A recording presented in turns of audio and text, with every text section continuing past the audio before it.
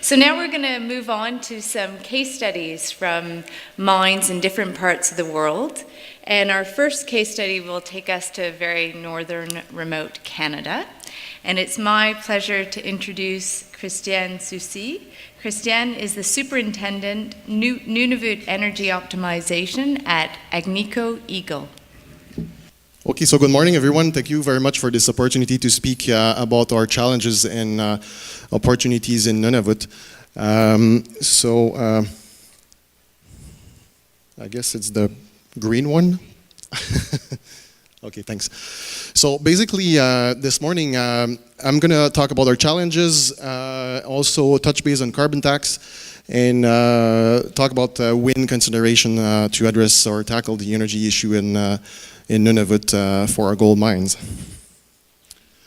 So just a quick overview of Agnico Eagle for those who might not know a lot about the company. So we're 60 years in business. We're one of the largest gold producer, probably number 4 in terms of market cap right now. We do have mine in operation in Finland, Mexico, in the Abitibi region in Canada, in Quebec, and also in Nunavut. So the focus today will be the Nunavut platform. So we do have projects in all these locations. So the Meliadine mine is going to turn into operation next year, being commissioning as we speak. MEADOWBANK mine in operation since 2010, and the Amaruq project, which is an extension or a satellite deposit from the MEADOWBANK mine that's going to turn into operation next year as well. So just a quick overview of the MEADOWBANK mine, just to show a little bit. I mean, it's some similar stuff that we see when we look at an aerial picture of Diavik and all those mines. Still impressive, I think. So you see the pit. So right now, the vault pit at the right-hand side on the top is the one that we are recovering the ore right now. As the MEADOWBANK main deposit are over as we speak. And then we're going to move to Amaruq, which is 60 kilometers. So we're going to have to haul the ore on a 60-kilometer road that we built. So in energy consideration for that, so we have the main process plant and power plant. So maybe 16, 17 megawatt is being drawn from that plant. At the main site, the MEADOWBANK site. There's going to be smaller power plant in Amaruq, so it's tough to tackle 2 locations 60K apart when we know about the cost of pulling wires and all that stuff along that distance in Nunavut, just to maybe install some sort of renewable at the main plant and addressing the satellite deposit at the same time. So this is a closer look to the MEADOWBANK infrastructures. So as I was saying, 17 megawatt plus load, not including the Amaruq smaller power plant. This is 16 megawatt as we speak average load. It's going to increase at 17 plus, maybe reaching the 18 with all the equipment addition in the mill that we're going to have to do to process the Amaruq ore. Now let's have a closer look at the Meliadine project. So as you see, it's coming up pretty quick, and it's going to turn into operation in Q1 2019. So lots of effort right now being put in commissioning. So the power plant has been commissioned last couple of weeks. Going to turn into commissioning the process plant as the next step. So life of mine for Meliadine is 14 years, so it's bringing a lot more flexibility and room to think about implementing renewable projects. So pictures of our power plants. So total in Nunavut, you see on top the MEADOWBANK power plant and the brand new power plant with the Wärtsilä 5.2 megawatt each installed and just been commissioned at the Meliadine mine. So total 100% built and operated plants by ourselves, by AEM. Total of 60 megawatt capacity installed. Some huge numbers like this was mentioned earlier today at the beginning of the conference. So 130 million liters per year are requested to be shipped up to Nunavut for operations to operate those 2 mines. roughly 80 million, so 60% of that only to produce electricity. So in terms of greenhouse gas emission, we can imagine it's massive. So over 300,000 greenhouse gas tons of greenhouse gas emissions on a yearly basis. So the equivalent of roughly 75,000 cars. And basically, since we built over 200 kilometers of road in Nunavut by ourselves, probably those cars being lined up on that road would create the first traffic jam in Nunavut. So beyond the numbers, so what else do we think of when we're so reliant on diesel? So environmental risk, that's for sure. That's one of the main issue that we want to overcome. Logistic challenges, I'm going to talk a lot more about that in the following slides. So as a bunch of you guys all running off the grid mines, we're extremely dependent on an external source for power. So this is an aerial picture of the MEADOWBANK tank farm, which is located in the community of Baker Lake, which is 100K from the MEADOWBANK mine. So what you see there is our storage capacity for 60 million liters of diesel. So it's 6 tanks of 10 million liters each. And with the Amaruq project coming in, we're going to add all that long-haul truck fleet, new smaller power plant. So it's gonna require a lot more fuel. So we hit that issue now, or that gate where we need to add storage, which is really not where we want to go. But it's really tough to avoid for now. So what we know is if we undertake the underground potential of that mine, which is going to start open pit, but there's a potential to go underground, and that's the one that's going to draw more fuel. So more likely we can't avoid the first tank, but in implementing solutions in the short term, we'd like to avoid the second tank and use the capital allocation for that tank as an opportunity to invest in renewable technologies.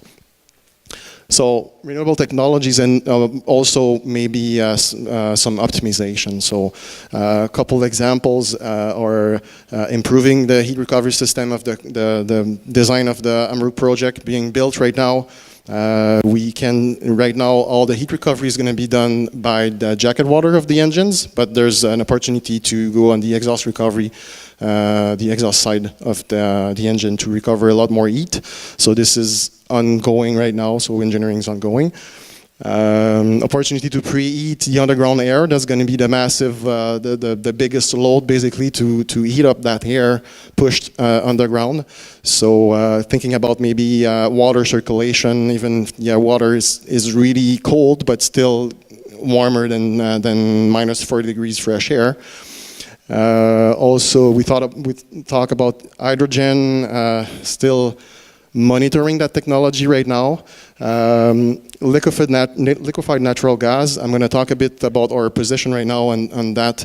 But for Amaruq, smaller scale specific utilization or specific application, that might be something of interest, but we're kind of assessing this right now.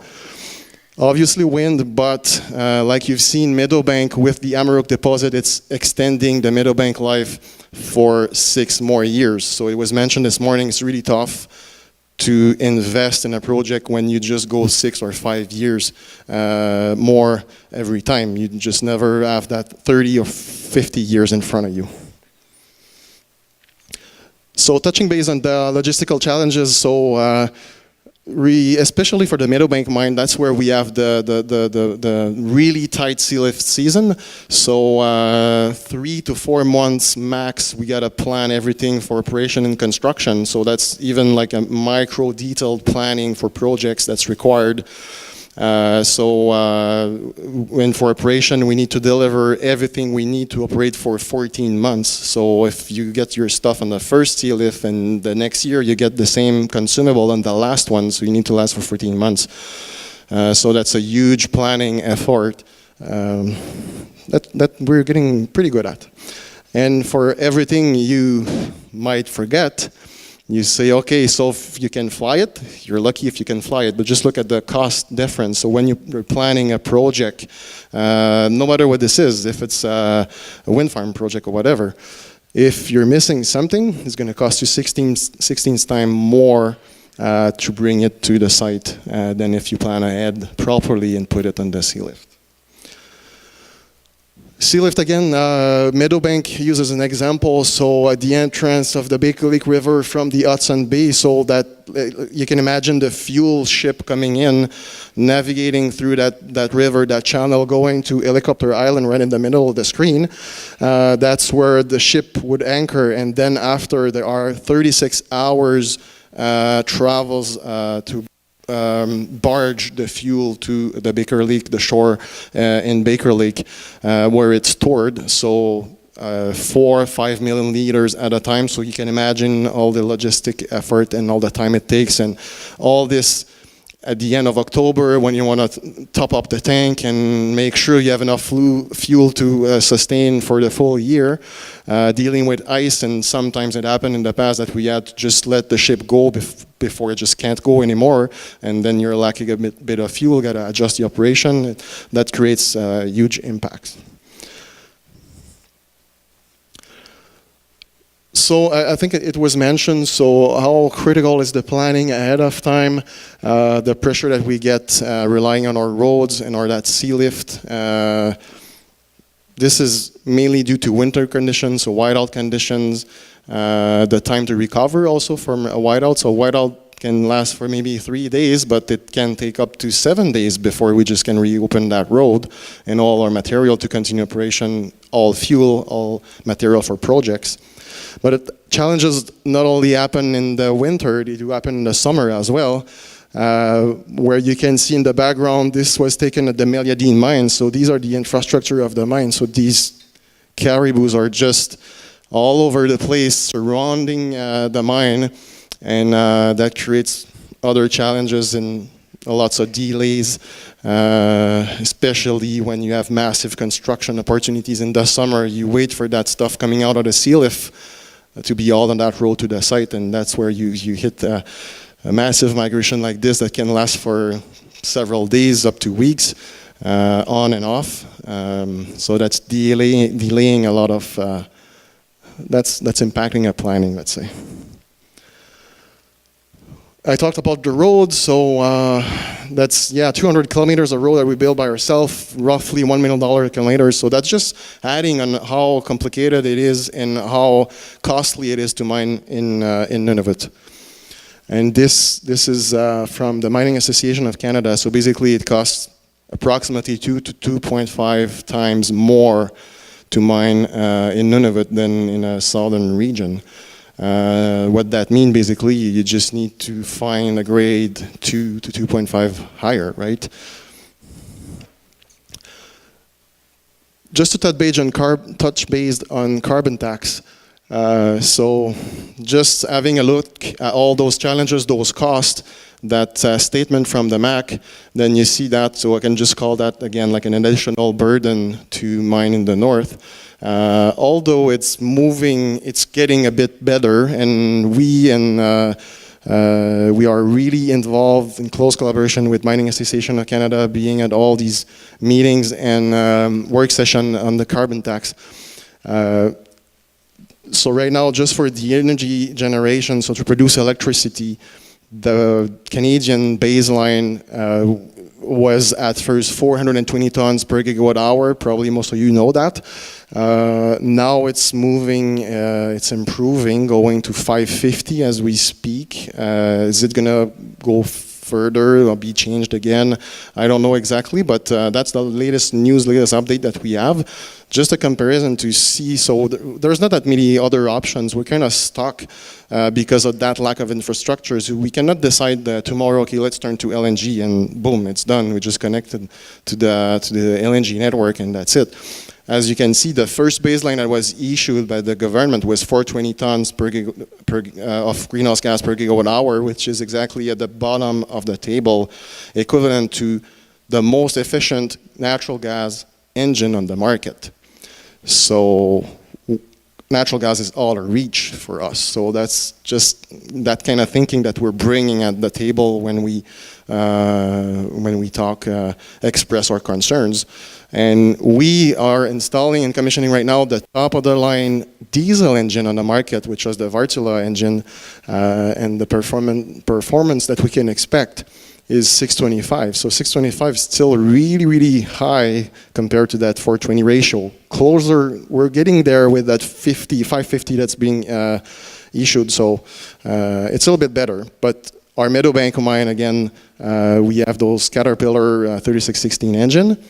660 is the ratio. So yeah, so we closely monitor that and try to make everything to improve, and also not only deploy renewables and rush into developing project, but also try to understand and make sure that the people making the regulation do understand our context as well.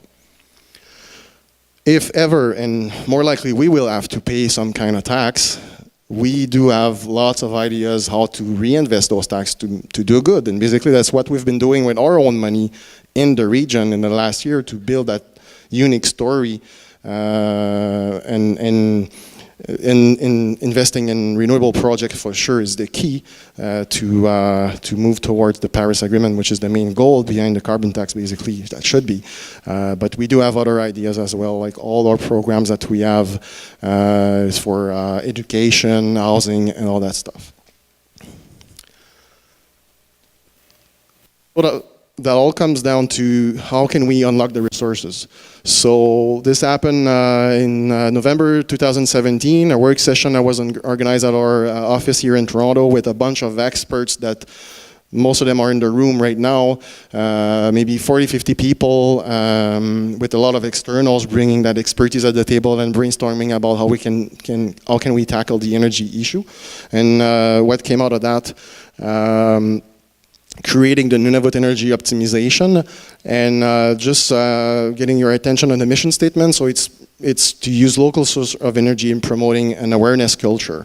So when we think about projects, you know, right now we're stuck in that frame with the fuel, bringing the fuel, storing the fuel, hauling the fuel. So some technologies that are out there that can improve our costs, reduce our emissions, get closer to the Canadian baseline for carbon tax. So LNG is one of the example, but is it really reflecting the mission statement? Not really, because you still have to barge the thing, to haul the thing, to store the thing in massive quantities. Yes, environmental risk is lower. Greenhouse gas emissions are lower. It's better for sure, but still, we want to address the issue with the best solution. So Nunavut energy optimization. So what's been done so far? So we've been showing that we're really good at optimizing our systems, and we, in collaboration with BBA engineering firm, we were awarded 2 years ago for the optimization of the Meadowbank power plant. So we just continue to do that. 2018 to 22, our target is to assess the energy portfolio and find the best, the more suitable solutions for our operations, with quite massive targets of reducing by 10 to 25% our diesel consumption. Finding a way, I'm not saying it's going to be reduced in 2022 by 25%, but we're going to be sure that on the long term we address that, we reach that goal. The long-term goal or the vision or the dream is to think about being able of electrifying a part of the work in Nunavut. So we do have a bunch of engineers in Abitibi, and what they do when there's a discovery somewhere, they're just given the ore body to analyze it and make it economical and see if it's economical to mine. And they look at they look at like the railwayer, which we just commissioned at the Goldex mine in Abitibi. So like basically an electric train going down the ramp and bringing back the ore, and all those technologies that are very nice, very promising, but still powered by electricity. So as long as electricity generation will be costly, we just can't reach that goal. So that's the long-term dream. So what we have in our project portfolio right now, quickly, So small modular reactors, it was kind of parked for all the reason why it was parked, because it was too ahead of time. It was maybe a huge challenge for permitting. So now we are supportive of OPG, which is an applicant to a funding program to run a study for mining and for mines in northern communities. So we're highly supportive of that, and hopefully we're shortlisted right now. Hopefully we can get that funding and support them by providing data and being a really interested party in that study. The liquefied natural gas, I did talk about it also. Right now we're assessing this for Amaroq, specific, smaller scale. Can this, how the storage is the issue, right? So you cannot bring to Meadowbank, let's say, LNG on a 3 months sea lift to sustain for 9-10 months. A 17-18 megawatt operation is just not economical, just not almost feasible. So what we try to do right now is to how can we benefit from that technology by selecting a specific application, smaller scale, and make it work. Wind, I'm going to talk more at the end of the presentation. Hydro and power line going to be covered in the next couple of slides. So the Manitoba-Nunavut power line. So, 5 minutes? Okay. So basically, so there's a lot of attention being done on that project right now. And we are paying attention to that too. We would be the most happiest person to connect to that power line if ever it comes to the Kivalliq region. But we have to secure some aspects. So how much is going to cost and when are we going to get that power line? So meanwhile, we have to to secure some short-term solutions. I'm going to talk about in the next slides. So this is exactly what I just said. So Wate Power Project is a landmark, so it creates hope to see that's happening in Northern Ontario. So so we have to take that into consideration.